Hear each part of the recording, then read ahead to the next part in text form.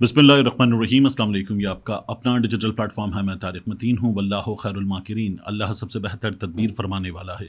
वही बचाएगा मेरे देश को बलाओं से, जो बारिश में शजर से घोंसला गिरने नहीं देता, क्योंकि उसकी तदबीर तमाम तदाबीर की इमाम है।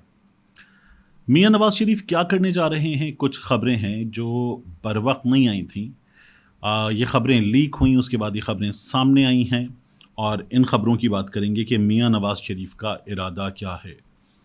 और एक इंक डाल देने वाला छोटा सा गुंडा, इस बारे में भी इस वीडियो में हम बात करेंगे कि इसका रेफरेंस क्या है। साथ ही ये जो जलसे हुए पाकिस्तान तहरीक इंसाफ के, इनमें डीजल के नारे लग गए। ये नारे लगना इसलिए बहुत अजीब है कि फजलुर रहमान के हवाले से अभी पाकिस्तान तहरीक इंसाफ या फजलुर रहमान ने खुद एक फ़ैसला नहीं किया है। मैंने सुबह आपको कुछ चीज़ें बहुत तफसील के साथ बताई थी। आप मेरी पिछली वीडियो जाकर देखेंगे तो आपको समझ में आएगा। इसकी भी इस वीडियो में बात करते हैं। और ये फॉर्म 47 की हुकूमत गिरेगी, कब गिरेगी, इसकी भी बात करेंगे। सबसे पहले आपसे दरख्वास्त, अपने लिए अलग न्यूज़ के लिए सब्सक्राइब कीजिए, लाइक कीजिए, बेल आइकन प्रेस कीजिए। यही दरख्वास्त आपसे अलग न्यूज़ के लिए भी है। घंटी का बटन दबाइए, सब्सक्राइब कीजिए, लाइक कीजिए। अब इस वीडियो के मौज़ूआत की बात, अहम तरीन मामला है। सबसे पहले तो ये कि मियाँ नवाज शरीफ क्या करने जा रहे हैं। इस बारे में जो खबरें लीक हुई हैं, उन खबरों से आपको क्या पता चलता है। देखिए, मियाँ नवाज शरीफ ने कुछ दिन पहले कुछ चुनिंदा सहाफ़ियों से मुलाकात की। इनमें कुछ बुज़ुर्ग सहाफ़ी थे, यानी ये 4 से 5 सहाफ़ी थे। इनकी हमने तस्वीर देखी थी। मुजीबुर रहमान शामी साहब थे, हाफिज़ुल्लाह नियाज़ी साहब थे, सलमान गनी साहब थे। मियाँ नवाज शरीफ साहब ने इनसे, एक आध नाम मैं मिस कर रहा हूँ, इनसे मुलाकात की थी। मियाँ नवाज शरीफ साहब ने कुछ सहाफ़ियों से भी मुलाकात की। ये भी चुनिंदा सहाफ़ी थे। और मियाँ नवाज शरीफ साहब ने उनसे मुलाकात करने के बाद जो बातें की थी, ये बातें नहीं बताई गई थी। लेकिन फिर ये बातें सोशल मीडिया पर थोड़ी थोड़ी लीक होना शुरू हुई। जाहिर है, जब आप 12-15 लोगों से मिल लेते हैं तो वो 12-15 लोग आपकी हिदायत के मुताबिक अगर अभी ख़बर नहीं भी दे रहे, तो फिर वो दोस्तों में, लोगों में बात करते हैं। उनसे कोई ख़बर का तकाजा करता है, उसको कुछ इशारों में, किनायों में बता देते हैं, कुछ बता देते हैं और कहते हैं कि मैंने नहीं बताया आपको। तो इस तरह से जब ये ख़बरें आना शुरू हुई तो फिर कहा गया कि ये ख़बरें दे दी जाएँ। अब मियाँ नवाज शरीफ साहब से होने वाली मुलाकात के कोई 7-8 रोज़ के बाद ये ख़बरें रोज़नामा दुनिया ने दी हैं। और मियाँ नवाज शरीफ साहब ने जो बातें की हैं, उनको सुनने के बाद, पढ़ने के बाद आपको अंदाज़ा होता है कि मियाँ नवाज शरीफ साहब कितने इस वक्त मजबूर हैं, कितने दबे हुए हैं, कितने पिसे हुए हैं। मियाँ नवाज शरीफ साहब ने सवाल किया, कौन सी कारकर्दगी है जो आवाम से मिलूँ।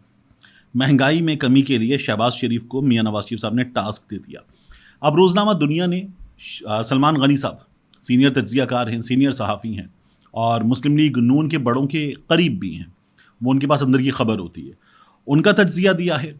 साथ में हसन रज़ा, ये आप देखते हैं हसन रज़ा को दुनिया न्यूज़ पे प्रोग्राम में भी, उनके लाहौर के ब्यूरो चीफ भी हैं, उनके हवाले से भी खबर दी है। तो मियाँ नवाज शरीफ साहब क्या करने जा रहे हैं। सलमान गनी साहब बताते हैं कि मियाँ नवाज शरीफ साहब जो हैं वो वाक़ईतन सियासी महाज पर पसपाई इख्तियार कर चुके हैं। पार्टी रहनुमाओं और हुकूमती नुमाइंदों के साथ मिलने से गुरेज कर रहे हैं। 2017 में अदालती नाअहली कैसे मुमकिन बनी, नवाज शरीफ भुलाने को तैयार नहीं। वो आज भी ये समझते हैं कि पाकिस्तान की अदलिया के आज़ादाना किरदार के लिए ज़रूरी है कि सिर्फ 6 जजेस के मकतूब को बुनियाद बनाकर फुल कोर्ट तश्कील देकर किसी फैसले पर नहीं पहुंचना चाहिए। ये बात याद रखिएगा कि मियाँ नवाज शरीफ साहब जो हैं वो ये 6 जजेस के ख़त के मामले पर एक फ़ैसला कर चुके हैं। मैं इस पर अभी आगे आकर आपसे बात करता हूँ। वो कहते हैं कि ये मसला हमेशा के लिए हल करने के लिए ज़रूरी है कि आज की अदलिया अपनी समात में 2017 में उनकी नाअहली और उसके लिए होने वाली प्लानिंग का भी नोटिस ले, जो अब खुलकर सामने आ चुकी है, जिसके लिए इस्लामाबाद हाई कोर्ट के जज जस्टिस शौकत सिद्दीकी के बयान को जवाज़ बनाया जा सकता है, जिन्होंने वक्त आने से पहले आश्कार कर दिया था। इसी मामले में हसन रज़ा जब खबर दे रहे हैं तो हसन रज़ा आगे कहते हैं, मुस्लिम लीग नून के कायद नवाज शरीफ का कहना है कि मौजूदा हुकूमत बंधी हुई है, सबको नज़र आ रहा है और हम तो नोज़ल हैं। मुझे बताया गया, हम तो नोज़ल हैं, मुझे बताया गया कि पहले ही पता चल गया था कि सब बंदोबस्त हो चुका था और पता चल गया था कि मैं वज़ीर आज़म नहीं हूँ। मियाँ नवाज शरीफ साहब क्या कह रहे हैं, पता चल गया था कि मैं वज़ीर आज़म नहीं हूँ। तो फिर खड़े होके हाथ पे कबूतर उठा के اس کے بعد یہ ملک سنبھالو نواز شریف، پاکستان کو نواز دو، اخبارات میں فل پیج کے اشتہارات دے کر. میاں صاحب آپ کسے الو بنا رہے تھے؟ جب آپ کو سب کچھ پتا تھا تو اب جب آپ لوگوں سے بات کریں گے تو لوگ آپ کی بات کیوں مانیں گے؟ لوگ کہیں گے کہ یہ وہی جھوٹ ہے جو میاں نواز شریف صاحب جو ہے ہم سے بول رہے تھے پہلے بھی، اب بھی جھوٹ بول رہے. تو میاں صاحب آپ کی بات نہیں مانی جا سکتی. آپ کی اس نئی مہم کی بنیاد جھوٹ پر ہے، اس کو نہیں مانا جائے گا. آگے میاں نواز شریف صاحب کہتے ہیں کہ میں کیا لے کر عوام سے ملوں، کون سی کارکردگی ہے؟ مہنگائی اور بجلی گیس کی قیمتوں کو نیچے لانے کے لیے شہباز شریف کو ٹاسک دے دیا ہے. اگر ایسا نہ ہوا تو نون لیگ کے لیے بھی مشکلات بڑھ جائیں گی. میاں صاحب کہہ رہے ہیں نون لیگ کے لیے مشکلات بڑھ جائیں گی. میاں صاحب چاہتے ہیں کہ جو 6 ججز کا خط ہے نا، میں نے کہا اس پر ابھی بات کرتے ہیں، اس میں ان کا بھی معاملہ سنا جائے، میاں نواز شریف کا معاملہ. تو میں اب آپ کے سامنے کچھ چیزیں رکھ دیتا ہوں کہ بالکل ٹھیک ہے یہ سوال کہ مجھے کیوں نکالا، میاں نواز شریف صاحب دوبارہ کریں گے تو سن لیا جائے میاں نواز شریف صاحب کی بات کو. تو بالکل ٹھیک ہے، سن لیتے ہیں میاں صاحب، سن لیتے ہیں. لیکن آپ سے سوال ہوا تھا لندن جائیدادوں پر، اس کی رسیدیں دے دیں، آپ کا کیس ہم سن لیتے ہیں. جج ارشد ملک یہ آپ سے رائے بھی آ کر ملے، اور جج ارشد ملک آپ سے حرم میں بھی ملے، آپ کے بیٹے سے ملے، تو ان کو کروڑوں کی آفرز دی گئیں. یہ کیوں دی گئی تھیں اس بات کا جواب دے دیں. آپ کی بات سن لیتے ہیں، 6 ججز کے معاملے میں بھی آپ کی بات سن لیتے ہیں. میاں صاحب بتائیے کہ ایک جج نے حدیبیہ پیپر ملز کیس پر کیسے کوریج پر پابندی لگائی تھی؟ جواب دے دیں اس جج نے یہ کیسے کر دیا تھا آپ کے لیے. آپ کی بات سن لیتے ہیں. میاں صاحب جواب دے دیں ابھی عدالت آپ کے لیے ایئرپورٹ پر ہاتھ باندھ کر پہنچ گئی تھی کہ آپ کا انگوٹھا مشین تک نہ جانے کی زحمت ہو. کیسے ہوا تھا؟ جواب دے دیں، سن لیتے ہیں میاں صاحب. جسٹس قیوم کو شہباز شریف کون سے راگ سنا رہے تھے اور وہ سر دھن رہا تھا؟ جواب دے دیں. ہم آپ کا یہ معاملہ بھی سن لیتے ہیں. رفیق تارڑ کس خدمت کے عوض صدر بنا؟ آپ جواب دے دیں. ہم آپ کا 6 ججز کے معاملے میں کیس سن لیتے ہیں. سعید الزمان صدیقی مرحوم بستر مرگ پر بھی گورنر بنا دیے گئے، کس خدمت کے صلے میں؟ جواب دے دیں، سن لیتے ہیں. رانا شمیم کے بارے میں چارلز گوٹری نے کہا تھا کہ کیسے لندن میں آپ کے ٹھکانے پر نوٹری بابو نے سب کچھ کیا؟ آپ جواب دے دیں. ہم آپ کا یہ کیس بھی سن لیتے ہیں. جس جج اعجاز حسن آوان نے شہباز شریف کا منی لانڈرنگ کے مقدمے میں فیصلہ ان کے حق میں دیا، ریٹائر ہوتے ہی ایسے اس جج کو انفارمیشن کمشنر بنا دیا گیا. کیسے بنا دیا گیا میاں صاحب؟ جواب دے دیں. ہم آپ کا یہ کیس بھی سن لیتے ہیں. تو میاں صاحب آپ کی تو تاریخ ہے، عدالتی معاملات میں آپ کی تاریخ ہے، آپ کے ہاتھ دونوں رنگے ہوئے ہیں. آپ کیسے یہ عوام کے سامنے لے کر جائیں گے؟ اور جب آپ یہ جو 6 ججز کے معاملے میں ایک بار پھر سوال کریں گے کہ مجھے کیوں نکالا اور بغض سے بھرے 5 آدمی، تو لوگ کہیں گے میاں صاحب آپ پاکستان سے جانے سے پہلے یہاں پر کہتے تھے بغض سے بھرے 5 آدمی، پاکستان سے باہر چلے گئے تو پھر آپ نے اعجاز الاحسن کا، جنرل باجوہ کا نام لینا شروع کر دیا. 18 ستمبر کو آپ نے جب لندن میں بیٹھ کر ایک بار پھر نام لیا تو شہباز شریف نے فلائٹ پکڑی، لندن آپ کے پاس پہنچے، اور اس کے بعد آپ نے دوبارہ 5 جج کہنا شروع کر دیا. اعجاز الاحسن جج بننے والا تھا، چیف جسٹس بننے والا تھا، کیسے ریٹائر ہو گیا؟ آپ نے یہ کہنا شروع کر دیا. تو میاں صاحب اپنا دماغ آپ کلیئر کریں. عوام کے پاس سوال ہیں جن کا جواب آپ کو دینا ہے، وہ جواب آپ دے دیں تو ہم سن لیتے ہیں. عمران خان پرو اسٹیبلشمنٹ تھا، عمران خان اینٹی اسٹیبلشمنٹ ہو گیا، اور اب عمران خان حقیقی آزادی کی جنگ لڑ رہا ہے تو اس کے ساتھ تمام لوگ کھڑے ہو گئے ہیں. آپ اینٹی اسٹیبلشمنٹ ہو گئے 1993 میں، پھر پرو اسٹیبلشمنٹ ہو گئے، پھر اینٹی اسٹیبلشمنٹ ہو گئے، پھر پرو اسٹیبلشمنٹ ہو گئے. آج آپ کی جماعت حکومت میں کیسے ہے؟ اس کا جواب دے دیں. یہ 6 ججز کے خط والے معاملے میں بھی آپ کی بات سن لیتے ہیں. یہ تو کوئی اتنا بڑا معاملہ ہی نہیں ہے، لیکن میاں صاحب آپ نے ہمیشہ اس ملک میں جمہوریت کی پیٹھ میں اتنا بڑا چھرا گھونپا ہے.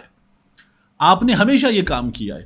جس پیپلز پارٹی کے ساتھ میثاق جمہوریت پہ آپ نے دستخط کیے، اسی پیپلز پارٹی کے خلاف آپ کالا کوٹ پہن کر عدالتوں میں چلے گئے. تو میاں صاحب اب جب آپ آئیں گے 6 ججز کے خط کے معاملے میں کہ میرا بھی کیس سن لو، تو آپ کی حیثیت پتہ ہے کیا ہوگی؟ آپ کی حیثیت ہوگی اس پورے معاملے کو خراب کرنے والے ایک کارکن کی. کون سا کارکن؟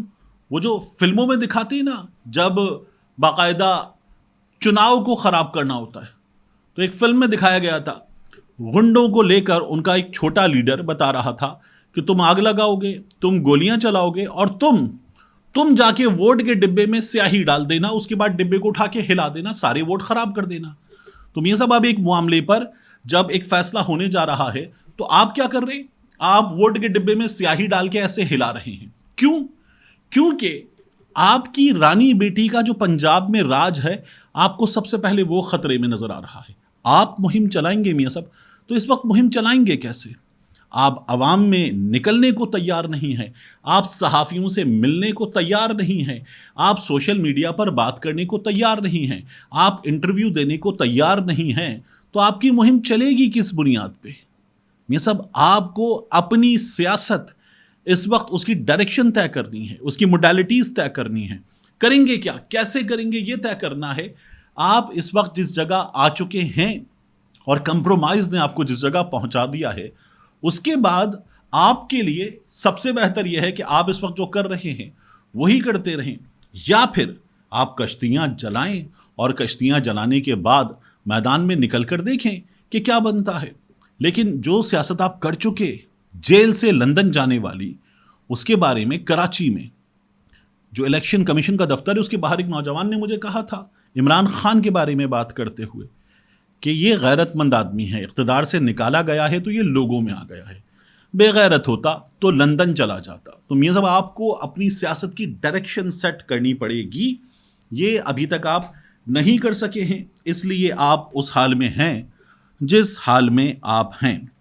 इसके बाद क्या हुआ कि ये जो जलसा था पेशीन में, इस जलसे में शेर अफजल मरवत ने बाकायदा लोगों को रोका, डीजल के नारे लग गए। मैंने आपको सब वीडियो में बताया था, उस वीडियो को जाकर आप देख सकते हैं कि फजलुर रहमान जो हैं वो क्या करने जा रहे हैं। फजलुर रहमान से फिर ताज़ा राब्ता हुआ है ज़राए के मुताबिक मियां नवाज शरीफ का। तो ये जो मियां नवाज शरीफ इनकलाबी बन रही है, फजलुर रहमान को भी अगर तोड़ने की कोशिश कर रहे हैं कि वो उस तरफ ना जाए, तो फिर मियां नवाज शरीफ किस चीज़ के इनकलाबी हैं? तो बहरहाल फजलुर रहमान की जमात जो है वो अभी मखमसे का शिकार है कि क्या करे। शेर अफजल मरवत ने इसीलिए जलसे में कहा कि डीजल के नारे मत लगाएं, क्योंकि उससे अभी हमारी बातचीत चल रही है। तो अगर बातचीत चल रही है, ये सब कुछ ऐसे है, तो फिर इसलिए रोक दिया गया है। मेरी मालूमात के मुताबिक मुश्किल है कि फजलुर रहमान जो हैं वो अपना वेट इस पलड़े में डालें। उनकी कोशिश ये है कि जिस पलड़े में तमाम चीज़ें हैं, उस पलड़े में उनका वेट अगर उनकी मर्जी के मुताबिक चला जाए तो ठीक, वरना वो इस पलड़े में वेट डाल भी सकते हैं। अभी ये उनके लिए एक मुश्किल फैसला है। इसके बाद हुकूमत कब गिरेगी शहबाज शरीफ की? ये जलसे हो गए, मज़ीद जलसे होंगे, और ये जलसे जो सिंध में होंगे ये भी पाकिस्तान तहरीक इंसाफ और इनके इत्तेहादी मिलकर कर लेंगे। उसके बाद खैबर पख्तूनख्वा में तो ये जलसे बेहतरीन करेंगे, क्योंकि वहाँ ना दफ़ा 144 होगी ना कुछ होगा, और ये भरपूर तरीन जलसे करेंगे। असल मैदान है पंजाब, और पंजाब के मैदान में इनको जिस हुकूमत को सबसे ज़्यादा ख़तरा है उस हुकूमत का सामना होगा। तो फिर पंजाब के मैदान में दफ़ा 144 भी होगी, पुलिस की लाठी भी होगी, आंसू गैस की शेलिंग भी होगी, रास्ते भी बंद होंगे। पंजाब का मार्का सबसे टफ होगा। पंजाब के इस मार्के में पाकिस्तान तहरीक इंसाफ सबसे बड़ी ताकत है। पाकिस्तान तहरीक इंसाफ लोगों को निकाल पाएगी और ये मार्का जीत लेगी, तो फिर शहबाज शरीफ की ये हुकूमत, मरियम नवाज शरीफ की हुकूमत नहीं टिक सकती। कुछ लोग अभी भी कह रहे हैं कि अगर इमरान खान और उसके साथियों की डील हो गई तो क्या होगा। तो बात यह है कि इस वक्त जिस हाल में इमरान खान और उसके साथी मौजूद हैं, उस हाल में डील होने का कोई इम्कान नहीं है, और इमरान खान डील से पहले भी इनकार कर चुका है। और अगर इमरान खान डील कर लेता है तो इस वक्त ये इमरान खान की सियासत के खात्मे वाली सूरत हाल होगी, नवाज शरीफ की सियासत को दोबारा ऑक्सीजन मिल जाएगी, इसलिए ये मुमकिन नहीं है। हाँ, पंजाब में पाकिस्तान तहरीक इंसाफ ने भरपूर अवामी ताकत का मुजाहिरा कर दिया, तो फिर फॉर्म 47 की हुकूमत गिराने के लिए फैसला कुन धरना देना होगा। जलसों से, रैलियों से, तकरीरों से हुकूमत गिरती नहीं है, हिल जाती है।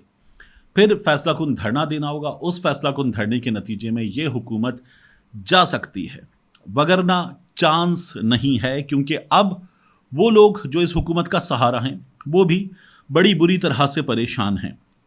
आखिर में मैं आपसे अर्ज़ करूं, एक हमारे यहाँ शोर मचा हुआ है कि पेशीन में, माफ़ कीजिएगा, सानिया नोशकी में जो कत्ल हुए वो पंजाब के रहने वाले थे, और मीडिया भी इसको इसी तरह से कवर कर रहा है, सोशल मीडिया भी इसी तरह से कवर कर रहा है। جس پر مجھے حیرانی بھی افسوس بھی ہے، لیکن یہ پہلے بھی ہوا ہے کہ پنجاب سے تعلق رکھنے والے لوگ جائیں وہ بلوچستان میں قتل ہوئے۔ اب بتایا جا رہا ہے کہ نوشکی میں نامعلوم افراد نے مسافر بس کو اسلحے کے زور پر روکا، شناختی کارڈ دیکھے، پنجاب سے تعلق رکھنے والے 9 مسافروں کو بس سے اتارا اور پہاڑی سلسلے میں لے گئے، جہاں گولیاں مار کے ان کو قتل کر دیا گیا۔ اب یہ افراد جو ہیں یہ مزدور تھے اور یہ ایران مزدوری کے سلسلے میں جا رہے تھے۔ میڈیا اس کو رپورٹ کرتے ہوئے باقاعدہ ان کے نام، ان کے علاقوں کے نام بتا رہا ہے۔ منڈی بہاؤدین سے تعلق رکھنے والے ساجد عمران، مزمل حسین، محمد ولد محمد علی، مظہر اقبال ولد محمد اشرف، محمد ابو بکر ولد محمد اسلم، محمد قاسم ولد محمد اعظم، تنزیل ولد جاوید ناصر، وزیر آباد سے تعلق رکھنے والے واسق فاروق ولد محمد فاروق، افضل پور سے تعلق رکھنے والے جاوید شہزاد ولد محمد ارشد، گجرانوالہ سے تعلق رکھنے والے رانا شاہزیب ولد عبدالحمید شامل ہیں۔ یہ جو ہو رہا ہے کہ یہ پنجاب کے تھے، بلوچستان میں مار دیے گئے۔ یہ ہمارے ہاں پہلے بھی ہوا کہ بلوچستان سے پنجاب میں لوگ آئے ہیں۔ یہ کیوں ہوتا ہے؟ یہ باقاعدہ ایک تعصب ہے، اس کے نتیجے میں ہوتا ہے۔ اب پنجاب کے لوگ بلوچستان میں قتل کر دیے گئے، یہ شور مچا ہوا ہے۔ کیا یہ شور درست ہے؟ کیا یہ ہونا چاہیے یا نہیں ہونا چاہیے؟ تو بلوچستان والے اس سے پہلے بات کرتے ہیں، وہ یہ کہتے ہیں کہ ہمیں ہمارے حقوق سے محروم رکھا گیا ہے۔ کچھ چیزیں ہیں جن کو اگر دیکھ لیا جائے تو ہمارے سامنے بہت سے سوالوں کے جواب آ سکتے ہیں۔ کیا بلوچستان پاکستان کے دیگر صوبوں کی طرح ہے؟ جواب ہے نہیں۔ کیا بلوچستان میں بنیادی سہولتوں کی فراہمی کی پورے پاکستان میں صورتحال بری ہے؟ کیا بلوچستان میں باقی پاکستان سے بھی بری ہے؟ جواب ہے ہاں۔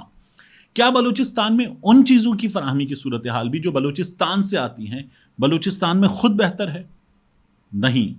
یعنی بلوچستان کے وسائل اگر باقی ملک استعمال کرتا ہے تو بلوچستان کے وہ وسائل کیا بلوچستان کے لوگ جن کا سب سے پہلے حق ہے وہ استعمال کر سکتے ہیں؟ جواب ہے نہیں۔ گوادر جو پاکستان کا مستقبل ہے، روشن کل ہے، کیا گوادر کا آج بہتر ہے؟ جواب ہے نہیں۔ بلوچستان پاکستان کا روشن کل ہے، ٹریڈ روٹ پہ سب سے اہم ہے، کیا بلوچستان کا آج بہتر ہے؟ جواب ہے نہیں۔ بلوچستان کے لوگوں کو جو مسنگ پرسنز والی شکایات ہیں وہ شکایات بہت شدت سے ہیں، تو پھر بلوچستان میں ایسے ایلیمنٹس موجود ہیں جو غیر ملکی طاقتوں کا اعلی کار بنتے ہیں، ہمارے ہاں ہماری افواج پہ حملے کرتے ہیں اور وہاں یہ واقعات بہت تواتر سے ہوتے ہیں، لیکن ان کا یہ کہنا ہے کہ ریاست پاکستان نے ہم پر بہت مظالم ڈھائے ہیں۔ تو اس سوال کا جواب جو ہے وہ آنا چاہیے۔ وہ لوگ ریاست پاکستان کے عوامل کو گنتے ہوئے سب سے پہلے کہتے ہیں کہ پنجاب نے ہمارے حقوق غصب کیے ہیں۔ تو جب وہ پنجاب سے یہ شکایت رکھتے ہیں اور پنجاب سے تعلق رکھنے والے افراد وہاں نشانہ بنے ہیں تو اس کی کوریج اس طرح سے ہو رہی ہے۔ لیکن اس میں بہت ضروری ہے کہ بلوچستان کے لوگوں کی شکایات بھی دور کی جائیں، بلوچستان کے لوگوں کو حقوق دیے جائیں، بلوچستان کے مسائل کا حل کیا جائے اور پھر اس کے بعد بلوچستان کے حالات بہتر کرنے کی توقع کی جائے۔ ملتے ہیں انشاءاللہ آپ سے اگلی ویڈیو میں۔ السلام علیکم، میں اس وقت آغا محمد کے ساتھ موجود ہوں سپر ہائی وے کراچی پر۔ یہ جو آپ عمارتیں دیکھ رہے ہیں یہ عمارتیں ہیں بحریہ ٹاؤن کراچی کی، بحریہ ٹاؤن کراچی، اور اس کے بالکل دروازے کے ساتھ یہ دینی درسگاہ، اللہ رب العزت کا کام۔ یہ قرآن میں اللہ تعالیٰ فرماتا ہے کون ہے جو اللہ کی مدد کرے، اللہ کے لیے انصار کون ہیں، یہ اللہ رب العزت سوال کرتا ہے۔ یعنی اللہ ہمیں موقع دیتا ہے کہ ہم اس کے دین کے لیے کچھ کر سکیں۔ آغا محمد میرے ساتھ موجود ہیں۔ آغا صاحب السلام علیکم۔ وعلیکم السلام ورحمۃ اللہ وبرکاتہ۔ یہ فرمائیے کہ یہ جو ہے مسجد تو ماشاءاللہ بہت خوبصورت، بہت عالیشان ہے اور اللہ کا گھر جیسا ہونا چاہیے۔ بالکل، اس میں اللہ ہمیں توفیق دے کہ ہم ویسا کام کر سکیں۔ اس کے بارے میں بتائیں یہ کیا ہے؟ جی طارق صاحب، یہاں کی سب سے پہلے پس منظر تھوڑا سا میں آپ کو خلاصتاً بتا رہا ہوں۔ یہاں پر جب ہمارا آنا ہوا 1996 میں، 1996 سے لے کر 2010 تک ہم خیموں میں رہتے تھے۔ ٹھیک۔ تو بہت ہی مشکل زندگی بسر کیا۔ تو حضرت آغا صاحب کے والد صاحب ہمارے دادا آغا صاحب کو بار بار یہ کہتے تھے کہ آپ چند لمحے تک صبر کر لیں، یہ جنگل ہے، یہ منگل ہی بنے ہیں۔ ٹھیک۔ تو پہلے تو یہ تھے کہ ہم تھوڑے سے آزاد تھے۔ آزاد سے مطلب یہ تھے کہ شہر سے دور تھے، اتنے بوجھ اور زیادہ ذمہ داری ہمارے سر پر نہیں تھے۔ تو ابھی جب شہر ہی آ گیا تو ہماری ایک ارادہ ہے، ایک فکر ہے، ایک سوچ ہے کہ یہاں پر ہم ایک ایسا عظیم دینی درسگاہ بنائے ہیں جس میں دینی تعلیم بھی ہو اور عصری تعلیم بھی ہو اور مخلوق کے لیے ایک خدمت ہو، اور اللہ تبارک و تعالیٰ اس دین کو مزید پھیلا ہے. تو یہاں اس کے لیے ہم نے ایک تعمیر شروع کیا جو 6 منزلہ پر مشتمل ہے.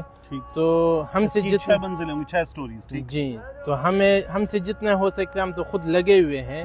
تو مزید بھی اللہ تبارک و تعالیٰ ان لوگوں کو خدمت کرنے کی توفیق دے جو خدمت کر رہے ہیں، جن اللہ نے نوازا ہے، جن کو اللہ نے نوازا ہے. تو میں امید رکھوں گا کہ انشاءاللہ ہر اچھا مجھے یہ بتائیے کہ یہ جو 6 منزلہ یہ حصہ ہے، جی، اس حصے میں اسٹوڈنٹس کی رہائش بھی ہوگی اور ان کی تعلیم کی کلاسز کی رہائش بھی ہوگی اور ان کی تعلیم بھی ہوں گی. کم از کم تقریباً ہم 2000 طلباء کو یہاں پر قیام پذیر کر لیں گے. تو انشاءاللہ بہت ہی فائدہ ہوگا. میں تو ساتھیوں کی کہتا ہوں آ جاؤ مل جل کر کے اس کام کو آگے بڑھائیں. اچھا اس کی جو لاگت شروع سے اب تک مکمل اندازہ لگایا گیا ہے وہ کتنا ہے، کتنا لگ چکا ہے، کتنا باقی ہے؟ تقریباً 25 کروڑ روپے اس کی لاگت ہے. اندازاً ابھی جو لگا ہے 3 کروڑ تک خرچہ ہو چکا ہے. ٹھیک. اور مجھے بتائیے یہ جو یہاں پر 6 منزلہ عمارت ہے یہ کتنے ایریا پر ہے؟ یہ تقریباً 44,000 فٹ پر ہے. 44,000 فٹ پر ہے. ٹھیک. اور یہ جو پورا کمپلیکس ہے سڑک سے یہاں تک، یہاں پر پورا ادارہ تقریباً 9 ایکڑ پر مشتمل ہے. 9 ایکڑ پر. پہلے جو 15 ایکڑ تھے اب 9 ایکڑ پر ہے. ٹھیک. تو یہاں پر ایک دینی ادارہ اور ایک ساتھ اس کے ساتھ ایک اسکول اور ایک مزید ایک کالج کی ارادہ بھی ہمارے ہیں. تو بسا اوقات سب کچھ تو ہم ذمہ داری پہ نہیں لے سکتے ہیں کہ سب کچھ ہم خود ہی کر لیں. بالکل. تو ساتھ چلنے والے ہوں تو پھر انشاءاللہ گاڑی چلے گا انشاءاللہ. اللہ تبارک و تعالیٰ ان لوگوں کو بھی جزائے خیر دے. دعا کریں گے. میں خود یہاں پر آپ نے حکم دیا تو میں حاضر ہوا اور کچھ اور دوستوں کو بھی انشاءاللہ یہاں پر لے کر آئیں گے. اللہ تعالیٰ توفیق دے سب کو کہ وہ اس کام میں حصہ ڈالیں اور کوشش ہم بہتر سے بہتر کرنے کی کوشش کریں گے. Thank you so much.